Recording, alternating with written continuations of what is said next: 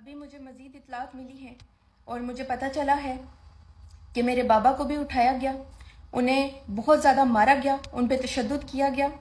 ان کے بہن بھائیوں کو اٹھایا گیا، پورے خاندان کو اٹھا کے لے جایا گیا اور انہیں مارا پیٹا گیا، آنکھوں پہ پٹیاں باندھ کے کپڑے ڈال کے منہ پہ دہشت گردوں کی طرح ٹریٹ کیا جا رہا ہے، انہیں دہشت گردوں کی طرح پکڑ کے لے جایا گیا اور دھمکایا جا رہا ہے کہ مزید خاندان کے مزید لوگوں کو اٹھائیں گے اور مزید خاندان کے لوگوں کو لے کر جائیں گے اگر مجھے پیش نہ کیا گیا۔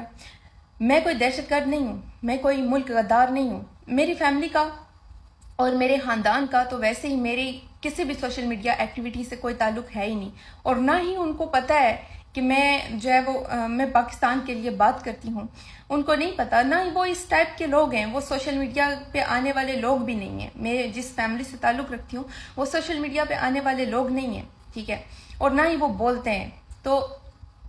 میں کوئی بہت امیر خاندان سے تعلق نہیں رکھتی ہوں، میرا تعلق ایک مڈل کلاس گھرانے سے ہے، اسی لیے میرے پورے خاندان کو اٹھا کے لے جایا گیا اور انہیں مار پیٹ کی گئی، ان پہ بدترین قسم کا تشدد کیا گیا دہشت گردوں کی طرح۔ ایسا لگ رہا ہے جیسے شاید پاکستان پہ حملے میں نے کیے تھے، اس لیے میری تلاش جگہ جگہ پہ جاری ہے، اور میری تمام سوشل میڈیا ٹیم سے گزارش ہے کہ میرے لیے آواز اٹھائیں اور اس ظلم و جبر کے دور میں، فسطائیت کے دور میں میرے لیے آواز اٹھائیں۔ بہت شکریہ۔